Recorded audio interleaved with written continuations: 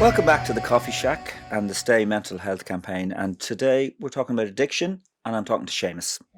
How are you, Seamus? Joe, how are you? I'm all right, not too Lovely bad. to be here. Good to be here. So you have experience of addiction. I've experienced alcohol addiction, medication addiction, gambling addiction, all over. Yeah, going back about 13, 14 years ago. Right. This is when that was all brought to the fore. And lived through it. To Right. tell the tale. Yeah. Yeah. So how did it start for you? I think it might have been alcohol first, was it? Alcohol was first, yeah. It became a lifestyle thing. So when we were growing up, I remember, I think it was about 14, 15, the first time going to the pub was with my late father, and he had no money one Sunday, and I had money, and he said, "Give us a loan." I said, "I'll only give you a loan if I can go with you." And we both went to the pub, and I remember having 3 pints of Smithwick's in the Waterside Bar in Holt, and talking to all the men along the bar with my dad. I was accepted. It was one of the proudest. He was proud to be drinking with his son. I was proud to be there. And from there, now, after the 3 pints, I was ferociously ill over the pier wall. But it didn't. Even now, when I look back on it, it was a fun time for me. And that became the norm then, going out. Once I went out one Sunday, I was able to go out every Sunday, if you like. And then I progressed steadily then, that once alcohol was introduced into my life, I had lost this nervousness of being a young boy, a shy, young, I wasn't, I was definitely inside myself. I wanted to be able to sing a song on stage. I wanted to be able to talk to a girl, and I couldn't. But then when I found alcohol, I could do any of that stuff. And that was the way it was. And, if we were going anywhere, I'd have a few pints. And, I had some great adventures on alcohol, but it became, quite quickly, I think it became a crutch to me. And then I got a job in a bar as a young boy. I think it was 17, 18. I got a job in the Lighthouse. I was a lounge boy. And that was, again, the drinking culture. I worked in a bar. I knew all the men. On my day off, I even went to the same bar. Yeah. Because I was popular, accepted. Quite quickly, through 18, 19, I would say I was fully addicted even at that point. Yeah. Yeah. Get paid on a Thursday. Drinking on a Friday, Saturday, Sunday, and dying Monday, and that was a cycle for a lot of years. Yeah, but you felt you were enjoying yourself. Oh, absolutely enjoying it. It wasn't. It was the norm. Everybody I hung around with on Grace O'Malley. So there's 2 roads where I grew up. One was Grace O'Malley Road, and we all on that road went to drink. The Grace O'Malley Drive Road, they all went to heroin. Yeah. Yeah, so in the late 80s, heroin and alcohol in Holt was, in my opinion anyway, it was huge. But we all went drinking. It was either drinking or heroin back when we were. Serious? Yeah, that's serious, yeah. Like, I mean, a lot of the lads I grew up with, I'd say there was about 20 in a pod that we would have been around. I'd say 8, 10, 12 of them gone now from heroin and alcohol. Flipping hell. Like, it was, like, if we played football for Holt Celtic, it wasn't to play football. It was to go drinking after the football. Yeah. And then we went training on a Tuesday night and a Thursday night.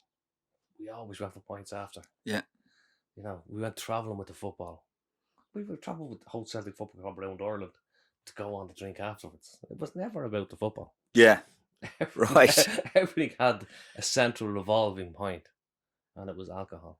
Right. But when you're that young, you don't see that. It's only when you come back years after, you come back looking at it, you say, that was the driving force behind it. Yeah. There was no such thing as saving or, I think it was 7 or 8 years into recovery, so that would put me in my 40s before I went abroad. Really? Yeah. Every penny, everything was about the next weekend. Yeah. Yeah, even to now, to this day, I've never been to a concert. Right, so you'd no interest in this? None of that. Because it was all all around alcohol. local around. And I remember myself and the 2 of the lads, I think again we were in their very early 20s, kept the things that, I think we went down for 28 nights in a row. Wow. Do you know what I mean? And like, it was only, we couldn't borrow anymore after the 28th day that we stopped. But it was to see how long. It was just every night. Keep going, keep going. Yeah. And Yeah. I get the impression that you were still enjoying this, though. Absolutely enjoyed it. You know, I was, I would say I was a functioning alcoholic at that point because I could hold down my job. Like, I was never sacked from a job. So I was always in the mindset to go to work, but get the money. And once I had the money, then it was a way to go. But if I had to be up at 7 the next day, I'd be up. I always looked after that part of it. But it was always, what am I doing on the way home? Where, will we, there's always a question behind it. I was motivated to go to work to get drink. Wow. And did you have any relationships around that time? Loads of fleeting relationships, but there were always with girls in the pubs, like-minded people. Therefore, you don't stand out. If you hang around in the same circle, well, then you don't stand out. Yeah. And then I went on eventually to marry a girl that doesn't drink. Then I stood out. Right. That's unusual, isn't it? That you would marry someone who didn't drink. But I think what I was looking for at the time was a strong-willed person. Yeah. To try and, okay, this will get me on the straight and narrow. I'll get married and have children and I'll be on the straight and narrow. At that point, I knew I was in trouble because I used to always say to myself, when I think it was, what age was when I got married? I think it was about 24, 25. Me and dates still a bit jumbled up. Yeah. And I remember saying, Jesus, I still drink a minimum of 7 pints a day. Wow. But nobody sort of knew it. Yeah. Nobody knew it because I'd only have had 2 in one place at that point. Yeah. And then I'd have 2 somewhere else. So if I had 1 in Holt, I'd have 2 in Baldoyle. And then I changed the pub in Baldoyle to have 2 more somewhere else. So everyone only ever seen you going in and going out, but never staying. Because you could never get that. I never wanted that stigma attached to me of, he's always in here, that lad, Yeah. So I used to fleet in. So like even when we moved to Drogheda, I used to work in Holt. So I'd have 1 in Holt, 1 in Baldoyle, 1 in Swords. And in my past, absolutely, I don't struggle with it now. I've got resident. Look, I did drink drive. Yeah. I've done all that. Back in the 90s, 2000s, it wasn't as seen as what it is today. It was always sort of semi. Sure, look, it's only a couple of points, you were grand. Oh, yeah. I mean, when I was growing up, my father would go into Dublin. He'd have 5 pints and my mother was there. He'd come back to my sister's house. We'd all be there, and the 2 of them would drive home. 2 kids in the back seat, no safety belts. Yeah, like nowadays, you say, well, it's like would be frowned upon nowadays, but back then it was sort of okay, you know what I mean? But yeah, and then like I used to get a buzz out of that really, because that was to be in active addiction, you have to be very clever. I think some of the cleverest people in Ireland have been addicted at some point, because how else do you learn to get the money, get the time, and keep everything together for so long? Yeah. It's all glass houses, it's not built on a very solid foundation, but nonetheless, you do develop a skill set. Right. Yeah. And so, you say 3 addictions, you told me. So what were the other? When I first tried to get recovered from alcohol in 2006. I was in crisis in my marriage. Everything was really, mental health was in the gutter now. So what ended up happening was that I sort of agreed then, okay, I'll stop drinking and I'll go to AA. And I started going to AA, but the decision was made for me to go. It wasn't my decision to go, if that makes sense. So I used to go, and I wanted to be, again, I was trying to fit in with the crowd more than the mental health part of it. I wanted to go to be seen to be going. But nothing ever registered that first year. I was just going to say, how are you, Jim, Mike and Paul, and all the fellas were there, and I was trying to get involved with them. But and you stopped drinking at that stage? Stopped drinking at that stage, but I was like a dry drunk going around. Yeah. I wasn't there to get off the drink or to fix my mental health. I was there to appease everybody. Yeah. So that first year was an absolute torture, if you like. So, because I never repaired my mental health in that first year, I ended up going to the doctor to say I'm having a bit of a nervous breakdown. I ended up on Xanax and all sorts and sleeping tablets. Yeah. Sleeping tablets to go to sleep, Xanax to wake up. Yeah. And again, as I said to you, being in an addict, you have to become very clever. So I had a doctor in Holt where I worked, and I had a doctor in Drogheda, and I had a doctor in Baldoyle. So I had plenty of Xanax. Wow. Because I'm going back to the 80s, and again, good few years ago now, computers weren't linked. Do you know what I mean? Actually, I picked a doctor who didn't have a computer. Yeah. Right. Because I needed these, because I wasn't drinking now, I needed this medication to function. Yeah.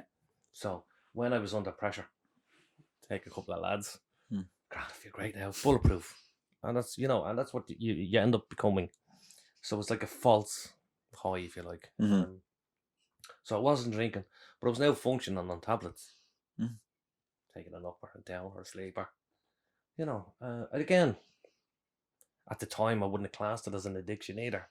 I just thought I was learning how to cope without drinking. But after a while, you start shaking from taking tablets like that. So it just had the same effect. From withdrawal. Yeah. Yeah. Every 4 hours, you nearly want to be taking something. Wow. And the same with the drink. I could function on the alcohol by going to work at 8 o'clock. But around 2:30, 3 o'clock in the day, you'd start getting a temperature and a bit of a shake on. Wow. So you'd have to be working your exit point. Yeah. From early in the day. So I was working at a very high up job at the time. And I'd be plotting my exit. Yeah. From early in the day. I have to go out and see such and such. And then sure, it's too far out. There's no point in me coming back. I'll go on. But 80% of that was I wasn't really going anywhere. I was just... Yeah, I can breathe out now. I'm free to go. Yeah. And it was just that whole... And you were all chasing that buzz of the first point. The first point was the best one. Yeah. But the rest of them had to be had. And so I went on the tablets, and then I was actually a doctor in Sutton rang, right, and said, "What's this fella doing?" I said, "Oh, he's all over the place." And so I stopped taking the tablets then after a while. I weaned off them. Yeah. And I was living in Drogheda at the time, but I'd no buzz now. Like alcohol was the buzz in your life. Yeah.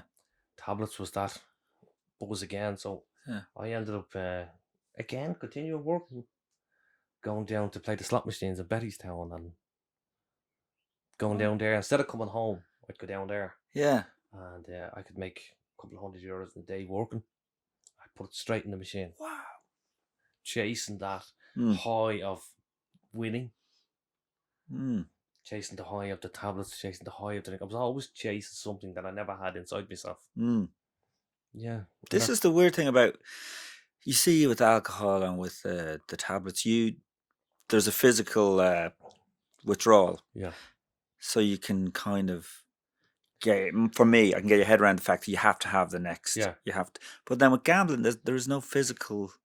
But it's you're waiting for your next spin of a machine or the horse to come across the line. Yeah. That heart rate, that pulse, right. That buzz off, that is such a high. That could carry you for days. That 50 to 1 winner or 20 to 1 winner, you could just... And it never bothered me, really, overly bothered me whether I had the money or didn't have the money. It was never about the money. Yeah. It was always the high. That... Whew. There's no better feeling than feeling great. Yeah. So do you know where that need comes from? It came from... It started off that at its basic form, I was just a shy and sort of withdrawn youngster. Yeah. And then this whole acceptance around alcohol, and then even when you were on the tablets, I'd be going to a board meeting or something like that.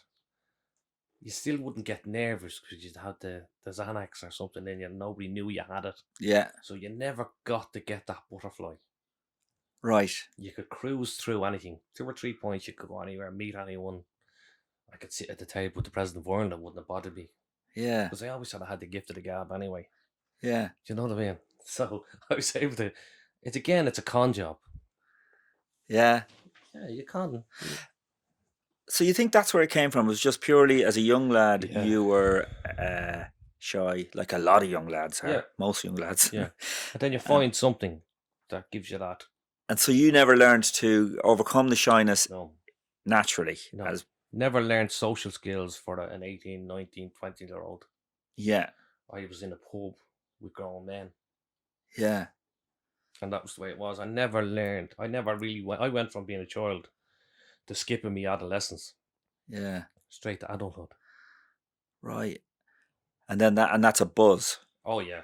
Yeah. So, I never learned coping mechanism. I learned very quickly that you don't have to feel this if you take any of this. Yeah. There's no feeling behind any of them. Mm-hmm. And the culture I grew up in, you could go out on a Friday, Saturday or Sunday night, have 50 cups, more than the pub, the whole thing. It's a few drinks, you grand. Yeah, it's all right. It was the norm. Everyone functioned that way that I grew up with. Yeah. It was it wasn't just you alone. Yeah, the whole society you're living in. Yeah, I remember Italian 90 and all them football. I mean, we were booking seats in pubs. Yeah. You know, we lived, that whole month was in a pub. Yeah. It was brilliant. Yeah, and that's we learned never how to cope. Yeah. Go straight to the pub. As I said outside, I mean, funeral, pub. Wedding, pub. Yeah. Football match, pub. Bad news, go to pub. Good news, go to pub. Yeah. Everything revolves around that central location. If you needed a favour or a job, I remember looking in, I don't know, I was 18 or 19 looking for a job at the time. And the only job you could get was in the waterside in Holt. Fishermen worked out of there, and all the builders worked out of there. And all them builders suited you see, because there was an early house pub. So if you wanted a day's work, you had to go in there at 7. But you couldn't go in there now and have a coffee or a Coke. Yeah.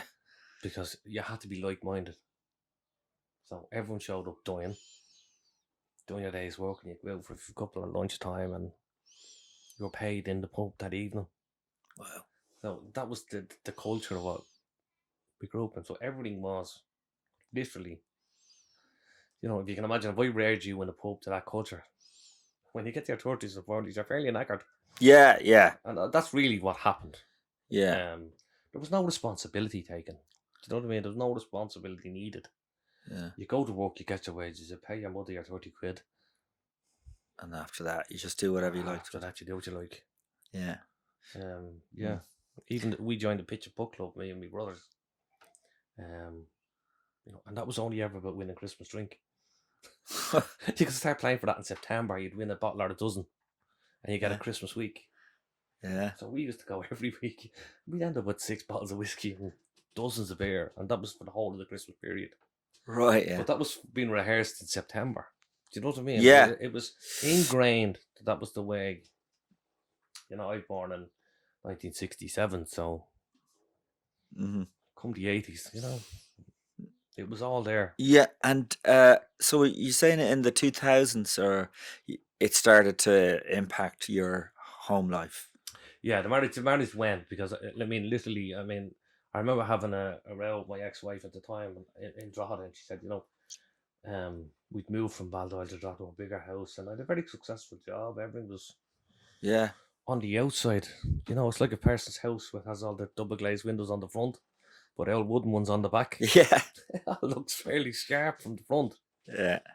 She said, you moved us to Drogheda, but you abandoned us the day you moved up here, even though I lived with them. Yeah. I was reared. Again, I bring it back to the way I was reared. Not intentionally reared in a bad way. It was that I believe once I handed up the wages, you'd done your job. I'd done my job. I wasn't, that was me. If I had 50 quid left, if I got a Nixer or something like that, that little few bob was mine. My job as a man was finished. That happened up the wages. I wasn't there to be in my early 20s. I wasn't there to be making dinners or hoovering and it sounds somewhat chauvinistic to have to say that now, but it was never a concept. Yeah. Don't be working with me dinner. A couple of cans of beer at me dinner, maybe, if I'm lucky. Yeah. Job was good. Fall asleep in the chair come 9 o'clock. And that was a routine for a lot of married years. Yeah. But brought home the wages. And then, so the marriage broke up. So that hit you and you went to stop drinking. I stopped drinking in Then 2006, and I ended up about 18 months not drinking. And but if you like, it was like I was like a kettle boiling. No mental strength at all. I was off tablets. I wasn't gambling, so I'd know. All of a sudden now I was like, if you like, naked with all these emotions, and I couldn't cope with them at all. how was that affecting you? Gone. Mental health was gone. I ended up, when I come home from work, I just go to bed. I was still able to go to work because I was reared in that go to work, go to work, go to work. Yeah. But couldn't sit around the house. Couldn't. I had to go up and I had a little portable telly up the bed. I'd lie in the bed watching the telly. So I started isolating then. And then I'd introduce a little bit of self-harming, because physical pain is greater than mental pain. Oh. You won't, if you have physical pain, you won't suffer mentally. You can focus. So what were you doing? I'd end up cutting myself, and I'd end up picking holes in my skin and sit there all night picking stuff. But that was to create a physical pain to get you away from the mental torture that you were in. Yeah. And but then eventually it all came to a head. I ended up going back on the drink, and I remember telling Rachel, I have to go for a drink. I have to go for a drink. I can't go for this at all. But I think I went down. I had 2 or 3 points, and then I came back. I said, "Wait, I'm not going to get involved in addiction again." But then I left the house early the next morning, and I went to a bottom shop in Holt. Yeah. For work, yeah. Because I'd opened the gate now. It was, the physical craving was back now. Yeah. So yeah. Then I contacted friends of mine who I worked with, and it wasn't long after I ended up in Coomberta. I think that was 2008. You ended up where? Coomberta. What's that? The treatment centre. Oh yeah. Down in the Thai. And I'd fully given up at that stage. I was tired. Yeah. I was wore out now. I mean, between tablets, gambling, drink, marriages, jobs, the whole lot has just got too much. And the thoughts of someone said to me, it's 12 weeks and no phone, no visitors, no post, no nothing. I was ready to go. So you would make this decision. decision. Finally, in 2008, I made the decision myself that I couldn't keep living the way I was living. I needed to learn how to do something. Because working, once I was working and scheming around stuff, I never had to look inside. If I had a bad day at work, I could blame you. I didn't have to blame me. It's your fault. You made me this way. Because if you'd have done what you were told, I wouldn't be in bad form. But reality was, I was like a briar. You know what I mean? The head was melted. And that's what happened. And in 2008, I voluntarily went to where I made the phone calls myself, and off I went. And I was about 3 or 4 minutes in the building, and that was the best test I ever had as to whether I was ready to do it. I was put in a waiting room with 2 skinheads dressed in army combats, and they were huge. Do you know what I mean? Yeah. And they were in for the same thing, and I said, "Oh my jeez, I get killed here." As far as I was concerned, it was like semi-prison. I had no idea what the concept of it was really. Yeah. And I decided, no. I said, you know what? I have enough. I just literally have enough. I'd say it was the closest I was ever to suicide. Was at that point. Yeah. That I couldn't cope because I couldn't take tablets anymore. That whole thing was found out. I couldn't drink anymore. That was found out. I couldn't go gambling. That was all found out. I'd nothing left. Yeah. So in I went. 2008. And what happens in there then? What happened in there is that I never even knew that addiction was a physical, mental, spiritual. It was a disease of the mind, really. Yeah. All based on how to cope. Yeah.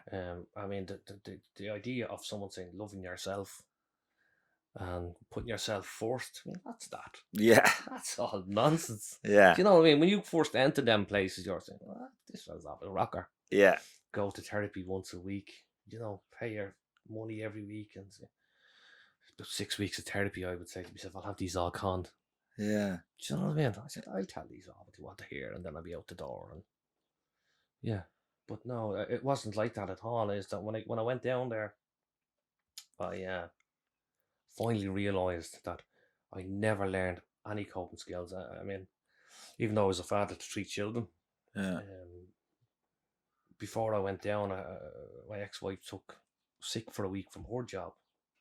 I had to make school runs and lunches, and I said, what did these like even on their sandwich? You know what I mean? Yeah. Like, I was always a very kind person to them, but I didn't know that one of them didn't like ham and the other one didn't like cheese. What's all this? Yeah. How did people cope with these jobs? Like, Yeah. I literally knew nothing beyond working and addiction. Yeah. And I thought I thought I knew a level of love for children and Yeah. level of love for a wife, but I can see now, looking back, that they weren't that deep. Yeah. I'm a great father, but was I really? I don't Yeah. know. And so yeah, I'd surrendered fully at that point, and then I was told, look, you have to do your 12 weeks and then go to aftercare for 2 years. You'll have to attend AA till you're, I was told, because I'd lost the job and everything by going in there. I'd lost the marriage went, the house went. I'd literally gone from a job, house, car, van to a black bag. Yeah. Yeah, the result was a black bag. Yeah. And when I came out of there, I ended up taking my niece's bedroom and Holt. My sister moved her niece out of her bedroom to give me that. Wow. So I'd gone from everything to nothing. Yeah. And sitting here talking to you now, that was the greatest moment of my life. Yeah. Yeah, that was a journey I had to make on my own. Yeah. Because I was such a master manipulator of people, and you know what I mean? I was like, I'm not feeling great today, But when you're on your own, there's only you. Yeah. And but that coming out, and one of the famous things I always share about it is that my family held a party in the pub when I came out of the treatment centre. You serious? Yeah, with a welcome back, with a banner. Jenny Mac. Yeah. So that was, I say to you, the culture I grew up in. Yeah. And that was it, in a nutshell. But yeah, when I decided to go in there, I'd given up fully that I was going to rebuild this life. That's 13 years working on it now. Brilliant. Yeah. So that was it. Yeah, and then you have to come and go for 2 years in aftercare every Saturday, every Tuesday. Go to town every Saturday. I go down to Kildare. I never missed, no matter the weather. Never missed. Just kept going. And you get enough good feeling out of the meetings that would last 2 or 3 days till you went back again. And Yeah. eventually, all the stuff they talk about giving time, this too shall pass. So you learn mantras for coping. Because you must have went through really hard times during that 13. Absolutely. Yeah. Terrible dark days. Yeah. When I got my first apartment in Baldoyle, I remember I still hadn't learned how to cope. So when nobody was around, I'd pull the curtains. Yeah. Safe. I'd switch off the phone. Ryan would tell you I had post. Ryan's your son. Yeah. I had post for years I never opened. In case it was a bill or in case it was a demand for a court. Yeah. If you didn't open it, it didn't exist. Yeah. The phone didn't ring, nobody could get you. Yeah. And the curtains were pulled so nobody could even see you in. Like, sometimes for a couple of years there, you had to really hang on that you were doing the right thing. Yeah. Till you learned. You won't learn coping skills overnight. Or from 1 year to the next. Do you know what I mean? It's a gradual process. So I think for 11 years I went to AA. Haven't been now for a couple of years, 3-4 years now at this stage. Because I finished with that development of my recovery, if you like. Yeah. I go now to a thing called Sharing Point, which is being, again, for this phase of my life. Yeah. Everything I believe that recovery is for whatever phase you're in has to be in a certain direction. Yeah. So in early recovery, it was aftercare with Coomwira. Yeah. Then it was Alcoholics Anonymous. And now I learned life skills now from a crowd called Sharing Point. Right, you're right. So my recovery has been in parts. Right. Yeah. So I was talking to people from the Red Door Project, and they say that all addiction comes from some kind of trauma, even if it's going back 2 generations. Or would you agree with that? Absolutely, 100% agree with that. Yeah, 100% agree with that. And Yeah, there is tiny instance in my early childhood Mm. that you could say, oh, okay, where you learn to say nothing, and that's how you become shy and withdrawn. Right.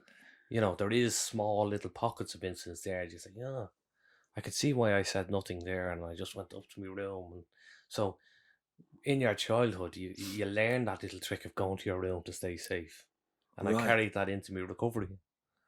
A locked door and a pulled curtain, you're safe. Right. So there is trauma there, yeah. Yeah. And I've learned then that, like, you know, for me, what I would think the big key thing, that trauma for me, was anything that made me vulnerable, Mm. had me reaching for something. So I never had self esteem. I always had that worthless feeling, you know, a stupid feeling. I was never great in school, very clever, but never great academically. Mm. So as soon as I got that stupid feeling, I take something, I drink something, or worthless. You know, there's always Yeah. very strong emotions behind it, and they need dulling quickly Yeah. because they're enough to sink your mental health. So as soon as I get a feeling, you get that knot in your stomach, an addict won't let that knot come. Yeah. He'll feel it and then reach out for something. Whereas now you could feel it and say, oh, yeah, I don't like what he said there, but it's all right. Right. Back then, I'd say, yeah, I'm going to get him for that. Right. Yeah. It festers and feeds. So you're completely at the behest of your own emotions. You couldn't could not cope with them at all. pull back or anything. No. It was either fully withdraw or fully use something. Yeah. And that's really, now it's a different life. I've learned so many coping skills. Yeah.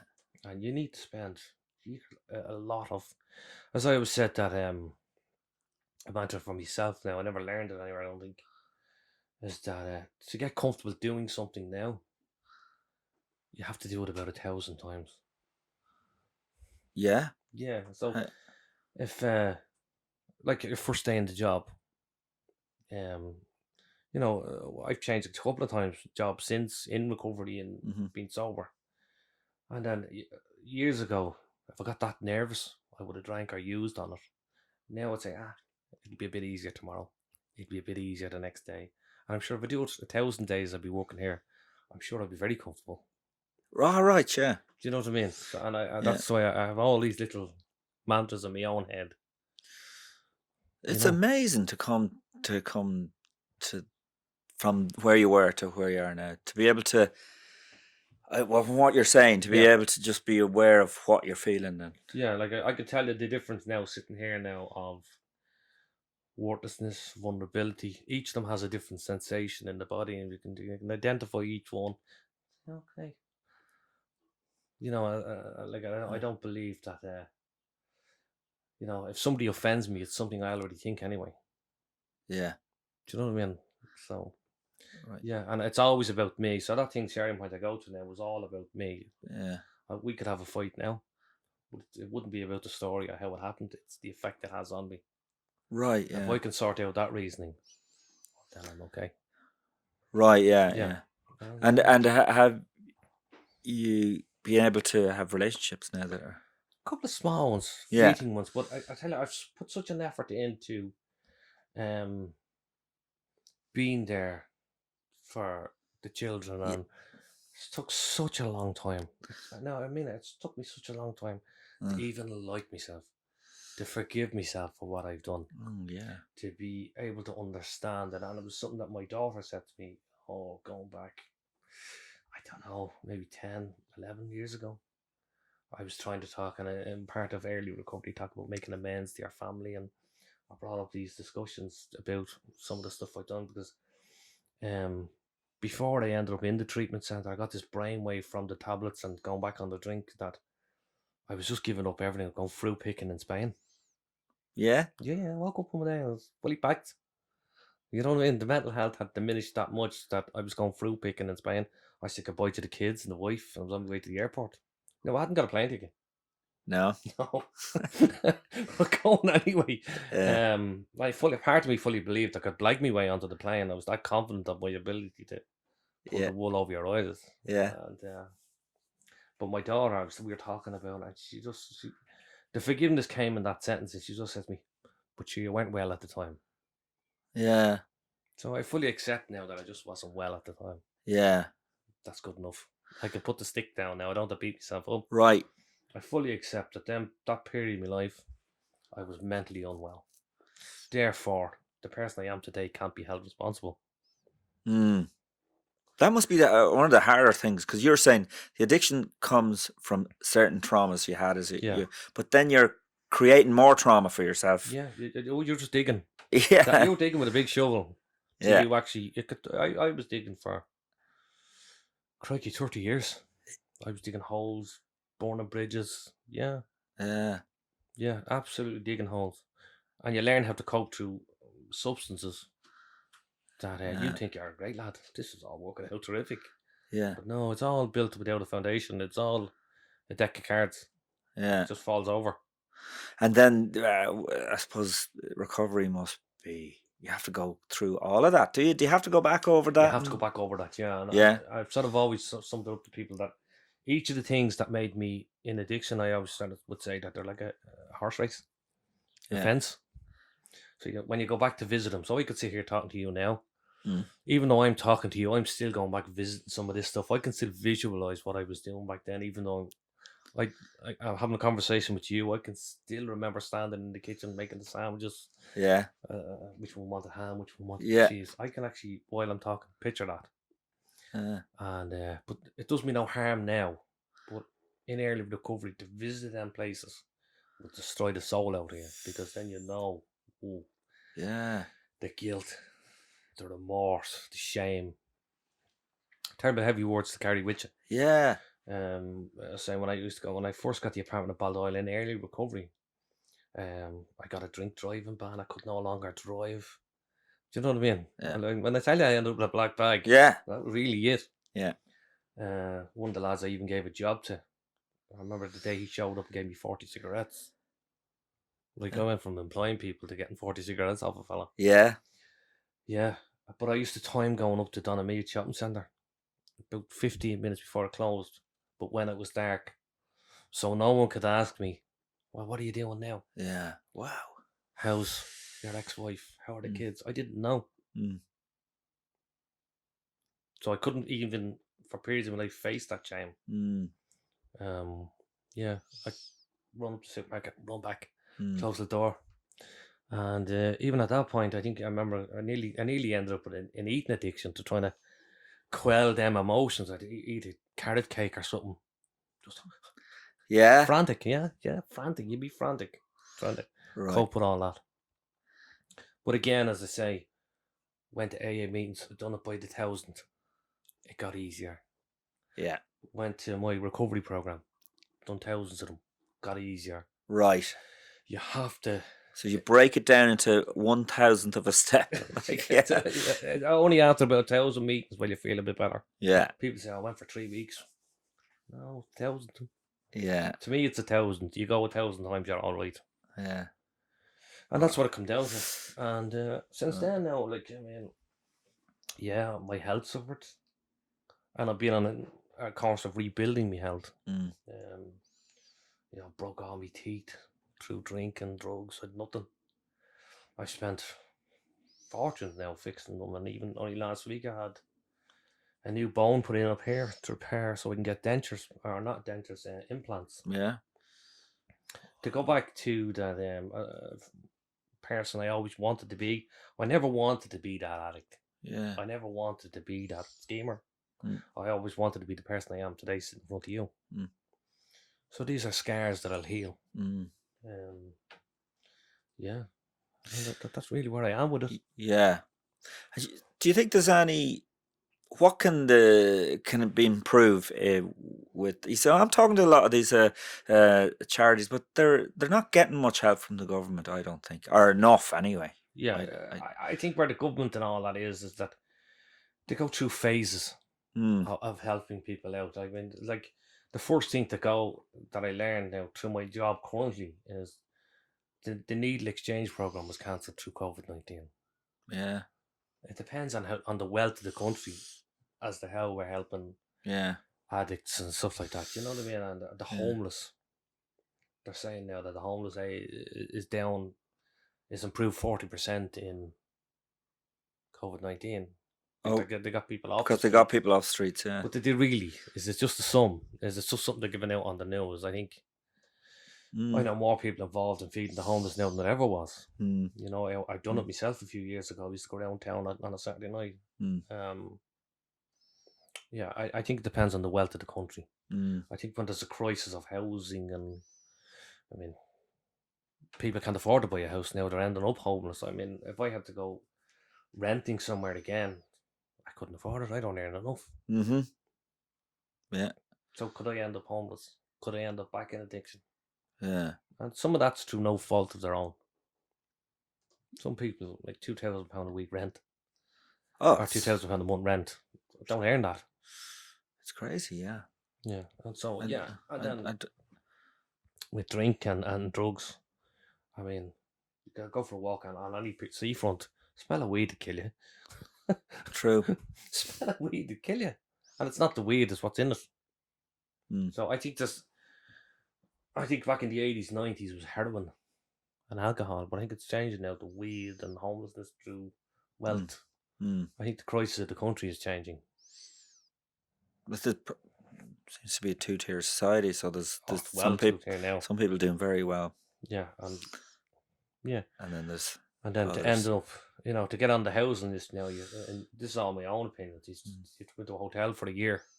The route they changed, and even when I come out of the treatment centre and got my first job back, I went back into home care,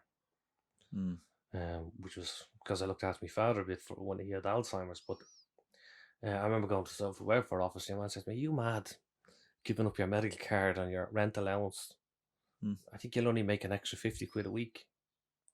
I said, "No, I want done with all this now. I don't want to be dependent on anybody. This was a journey for me." But even the state told me I was mad doing it. Right, yeah. I opened the social welfare. They said, "What are you doing? Giving up your medical card, a travel pass?" Yeah, but they want you to stay at a certain level. And yeah. So I think if the country's back running, they've plenty of money to help out addicts and stuff like that. With COVID-19, we're going to be broke after this for about 20 years. So there'll be no money pumped into all of that. I just think that it's money well spent, because the money that it costs in prisons or robberies, the police, they could definitely do a help. It ends up, the money's spent anyway, but it's at the wrong end. Yeah. They're talking about the minimum pricing thing now for alcohol and stuff like that. You know what I mean? You can always buy it cheaper. Yeah.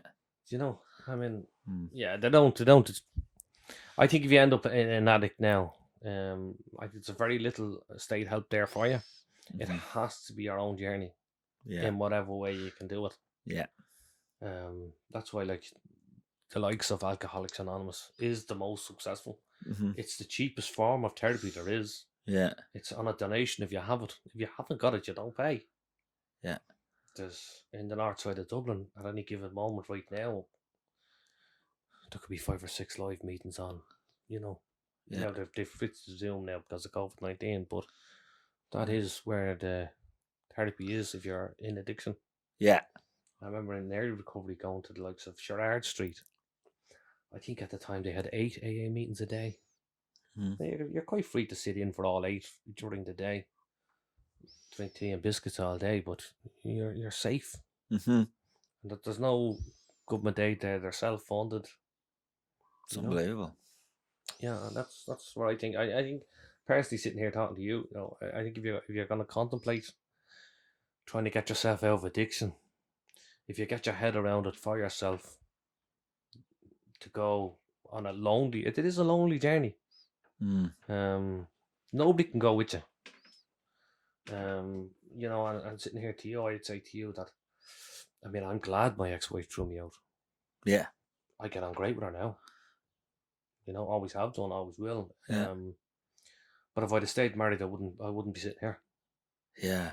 Yeah. Because I wouldn't have had to do that lonely journey. And I think when you do that, you remember them dark days.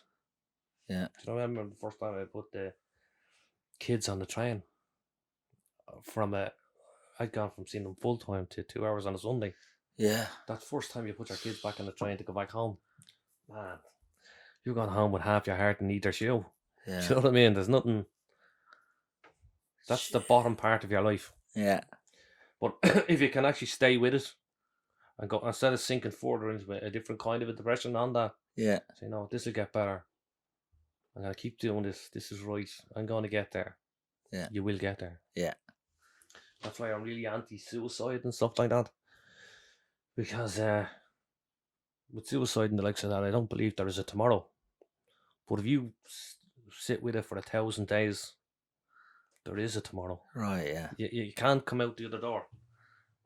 Yeah. But you have to be sure, and you have to just show up and say, yeah, I don't know what we're thinking of all of this. Yeah. I mean, I've showed up in so many buildings, so many rooms, talking absolute nonsense about my mental health.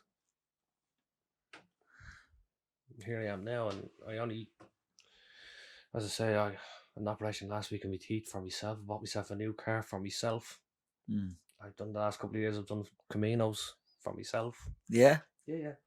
All for myself, all to rebuild myself.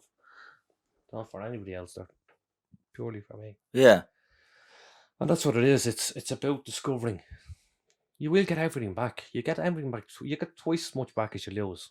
Mm-hmm. But you have to do the years. Right. You know, spent the morning this morning with my granddaughter. You know. And that's amazing. Listen. Yeah. It's amazing. For the sense of that. You get butterflies. The thoughts about bringing a 2-year-old out for an ice cream. So excited you are going up in the car. Yeah. You used to get that out of pints and tablets and gambling. Mm. Now you're getting it off an ice cream. Yeah. Isn't that what life's about? Yeah, it strikes me that you know the value of things more than a lot of people now. Oh, yeah. Absolutely, I do. But you have to go from, you know, like, I put you in the scenario. If I got your whole life now and put in a black bag. Yeah. Where are you going? I know. You know, there's nothing left. Mm-hmm. You can either top yourself. Not that I did think of it. Mm-hmm. I even wrote the notes years ago to the kids. Did you? Worked it out. But then, no, I couldn't put them through that. So yeah, that was all part of getting to where I am today. You know, this will get better. Wow. And I needed friends along the way. Yeah. You know, trust. Mm. Trust is a big one. Someone who's trying to recover from addiction needs someone to trust them. Yeah. You know, let you have your day off, but trust them. You need someone that will trust you. Trust you, yeah. Yeah. You don't need mollycoddling. You don't need patronising. You know. Yeah. Just trust. If you think there's someone in the background that has your back, yeah, you'll make the journey. But the people who are absolutely isolated on their own, I don't know how. You know, I met loads of people that you could always pick up the phone to and say, "Listen, you know, I'm having a terrible day. Yeah, what will I do? Geez, I really want to go for a drink." One time I rang a friend of mine, really, really badly wanted to go for a drink. Mm-hmm. Years into recovery. And she says to me, "Would you not just be thirsty?" I went and I got a drink of water and then it was over. I was just thirsty. Yeah, right. Sometimes it's as simple as that. Yeah. I was just thirsty. But straight away I got this, and then away in the head. Yeah. It took a long time to, you know, and in as I say, in recovery now, my father passed away, my brother the same age as me passed away. You know, and then you end up saying, right, I will not drink or use anything on this. I will not. I'm not letting myself down. Yeah. Then you can get through anything. That's amazing. Yeah. Amazing stuff. So yeah, I all I did was I went to Galway when both of them died for 2 days. Done me grieving on the beach privately. Yeah. That was it. Yeah, but you learn how to cope, and like people say, "Why did you go off after the film?" That's how I learned how to cope. You learn how to cope in a very normal way for yourself. Yeah, so I think it's about 13 years now. I only got a text the other day off my daughter, congratulating me on 13 years without using anything, and I didn't even know. Really, yeah. Yeah, but in early recovery, I could talk to you every day, every hour, and every minute. Yeah. It's 2 years, 7 months, 6 days. I used to, Yeah. another day. Now I couldn't tell you. That's brilliant, Seamus. So that's where I am.